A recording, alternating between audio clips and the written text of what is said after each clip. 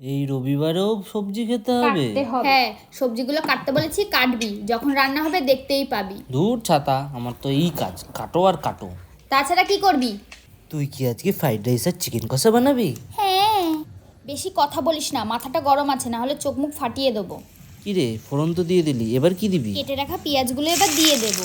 এবার কি দিবি? এবার মাংসটা দিয়ে দেবো। মাংস তো ভাজা হয়ে গেল, এবার কি করবি? বেটে রাখা মশলাটা দিয়ে দেবো। বেটে রাখা মশলায় কি কি দিচ্ছিস? আদা, রসুন, কাঁচা লঙ্কা। ব্যাস এইটুকুনি মশলা দিয়ে হয়ে যাবে? না, এবার দেবো হলুদ, লঙ্কার গুঁড়ো, জিরের গুঁড়ো, ধনের গুঁড়ো, সাথে লবণ দেবো, নিয়ে ভালোভাবে কষাবো। দেখতে থাক। কি রে, মাংসটা তো কষানো হয়ে গেল। এবার আলুটাও দিয়ে দেবো, সাথে কেটে রাখা টমেটোও দিয়ে দেবো। কি রে, মাংস তো প্রায় রেডি হয়ে গেল, ফ্রাইড রাইসটা কখন করবি? এই তো একটু জল দিয়ে ঢাকা দিয়ে দেবো, তারপরে ফ্রাইড রাইস বসাবো। ফ্রাইড রাইস করার জন্য প্রথমেই সাদা তেলে একটু ঘি দিয়ে গরম আমি এবার এক এক করে সবজিগুলো ভেজে নেব। আমি এখানে গাজর, ক্যাপসিকাম আর বিনস ভালোভাবে ভেজে নেব সামান্য একটু নুন দিয়ে। আপনারা আপনাদের পছন্দ মতন সবজি দেবেন, আর আপনারা চাইলে কাজু কিশমিশও অ্যাড করতে পারেন। আমি এখানে কাজু কিশমিশ ব্যবহার করি।